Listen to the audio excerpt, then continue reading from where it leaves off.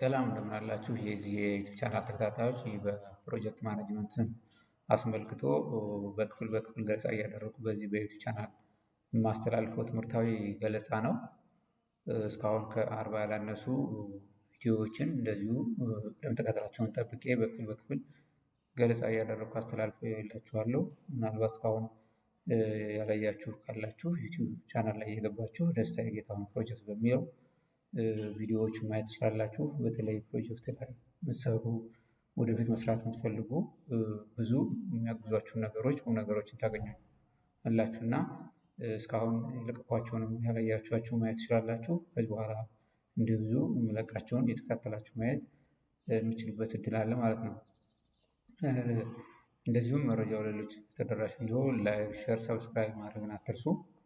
የዛሬው ገለጻ የሚያተኩረው ከዚህ ከፕሮጀክት ፕሮፖዛል ወይም ፕሮጀክት ዶክሜንት ስናዘጋጅ እና አጠቃላይ የገቢና ወጫችንን ግምትም ካስቀመጥን በኋላ በስራ ሂደት ላይ የምንሰራቸው ወይም የምንተገብራቸው የፋይናንሻል ስራዎች አሉ ወይም የምናዘጋጃቸው የፋይናንሻል ሪፖርቶች ይኖራሉ። በተለይ እነዚህ ፋይናንሻል ስቴትሜንትስ የሚባለው የፋይናንሻል ሪፖርት ወሳኝ ነው በፕሮጀክት ሂደት ላይ እሱ በጣም ወሳኝ ነው እና እሱን የተመለከተ ምንድነው የፋይናንሻል ሪፖርት ምን ያካትታል የሚሉትን ዋና ዋናዎቹን ገለጻ አደርጋለሁኝ።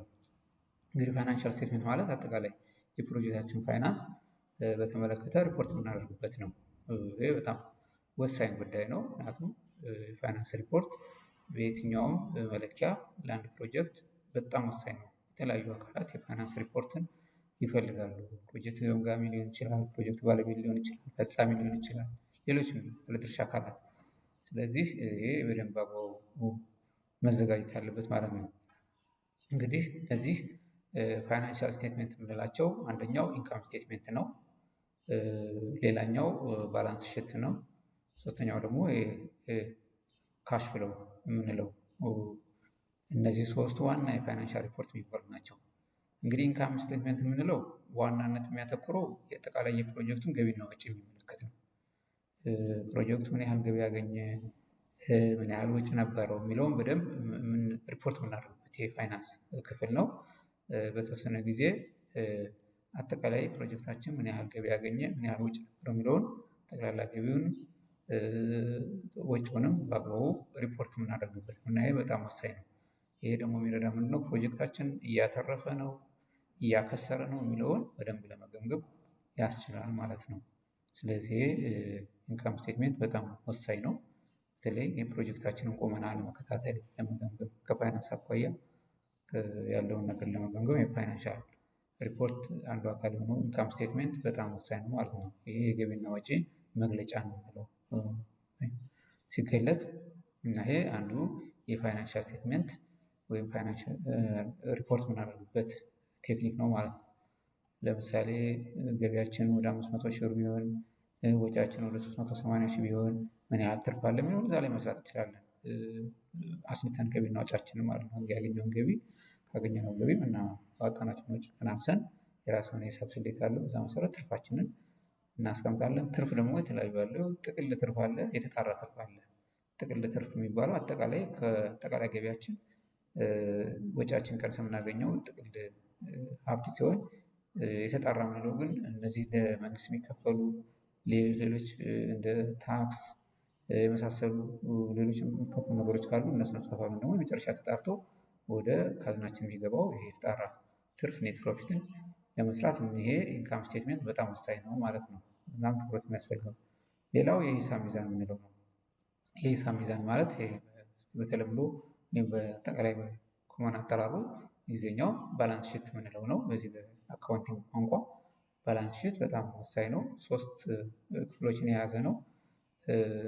በአንድ የተወሰነ ቀን ወይም ጊዜ ውስጥ የፕሮጀክቱን ንብረቶች አሴት፣ እዳዎች እና የባለቤቱን ካፒታል ሶስቱን ከፋፍሎ የሚያሳየን ነው ማለት ነው። 3 ነገሮች በዋናነት ያተኩራል። አሴት አለው፣ እዳ አለው ላያቢሊቲ፣ ከዛ ደግሞ ካፒታል ባለቤቱ የፕሮጀክቱ ባለቤት ካፒታል። እነዚህን በደንብ ባላንሳቸውን የምናሳይበት ነው። እነዚህ አካላት እነዚህ ጉዳዮች ባላንስ ናቸው ተመጣጥነዋል የሚለውን ሪፖርት የምናደርግበት ነው። ይሄ ባላንስ ሽት በየጊዜው በቀን እየተሰራ በደንብ ለየሚመለከታቸው አካላት ሪፖርት የምናደርግበት ነው። ይህም በጣም ወሳኝ ነው። በተለይ እነዚህ ኢንካም ስቴትመንት በሉት፣ ባላንስ ሺት በሉት፣ ካሽ ፍሎዎችንም እዚህ ሌሎች ኦዲት ለሚያደርጉ ኢንተርናል ኦዲተር ሊሆን ይችላል፣ ኤክስተርናል ኦዲተር ሊሆን ይችላል። ሌሎችም አካላት ኦዲት ማድረግ ለሚፈልጉ እነዚህ ሪፖርቶች መሰረት አድርገው የፕሮጀክታችንን የድርጅታችንን ቁመና ለመገምገም ያስችላቸዋል ከፋይናንስ አኳያ ማለት ነው። እና እነዚህ ወሳኝ ነው እና ባላንስ ሺት በጣም አንዱ ትልቁ የፋይናንሻል ስቴትመንት አንዱ አካል ነው ማለት ነው። አሴትን በማሳየት እዳዎችን ላያቢሊቲ በማሳየት ኦነርስ ኢኩዊቲ የምንለውን ካፒታል በማሳየት ግልጽ የሆነ መረጃ እንዲኖረን ያደርጋል ማለት ነው። ስለዚህ አጠቃላይ የራሱ የሆነ ስሌት አለው። አሴት የምንለው ሁለቱ እዳዎች እና የባለቤቱ ካፒታል ተደምረው የምናገኘው ውጤት አሴት ጥቅል አሴት ብለን እንወስደዋለን ማለት ነው። ሌላው የገንዘብ ፍሰት ነው። በተለይ ጥሬ የገንዘብ ፍሰት ካሽ ፍሎ የምንለው ነው። ይሄ ደግሞ ምንድነው አስፈላጊነቱ? ሀብት ሊኖረው ይችላል፣ ገቢ ሊኖረው ይችላል ፕሮጀክታችን ወይም ድርጅታችን። ግን የዕለቱ የጥሬ ገንዘብ ፍሰታችን ምንድን ነው? በተለይ ጥሬ ገንዘብ በጣም ወሳኝ ነው። በጣም ደግሞ በጥንቃቄ ካልተመራ በቀላሉ ለመበዝበር፣ ለመዘረፍ እና አጠቃላይ ለብክነት የሚዳረግ ስለሆነ ይሄንን ለመከታተል ይሄ የገንዘብ ፍሰት መግለጫ ሪፖርት ያስፈልገናል። ካሽ ፍሎ፣ ካሽ አውት ፍሎ ይሆናል፣ ካሽ ፍሎ ወደ ፕሮጀክታችን የሚገባ ካሽ ይኖራል። ይሄ ካሽ ፍሎ የምንለው ከፕሮጀክታችን የምናወጣው ካሽ ይኖራል፣ ካሽ አውት ፍሎ። እነዚህ በአግባቡ በደንብ መቀመጥ አለባቸው እና እነዛ ስናቅን አጠቃላይ ለዕለታዊ ክፍያ የሚሆን አጠቃላይ ለተለያዩ ነገሮችን ለመግዛትም ስራ ለማከናወንም ካሽ አለን የለው ነው የሚለውን ነገር ለማወቅ ይሄ ካሽ ፍሎ እና ካሽ አውት ፍሎ ወይም የገንዘብ ፍሰት መግለጫ በጣም ወሳኝ ነው እና እነዚህ በጣም አስፈላጊ የፋይናንስ ሪፖርቶች ናቸው።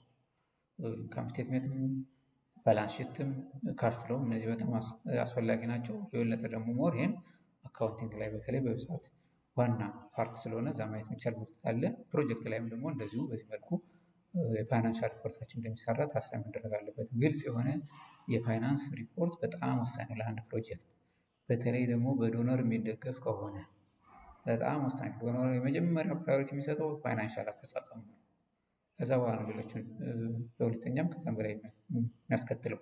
ስለዚህ ይሄ ነው እና ይሄ የፋይናንሻል አሰራር የፕሮጀክት የሚሆን የማንም ድርጅት በብቃት መመራት አለበት እና ያለ መምራት ደግሞ ፋይናንሻል ሪፖርቶቹን፣ ቱሎቹን፣ ቴክኖችን አውቆ በብቃት ባለው ባለሙያ እንዲሰሩ ማድረግ ያስፈልጋል ብለውን በደንብ ግንዛቤ ውስጥ ማስገባት ይቻላል ማለት ነው። እንግዲህ በድጋሚ ላይክ፣ ሼር፣ ሰብስክራይብ ማድረግ አትርሱ። በያላችሁበት ደህና ቆዩ።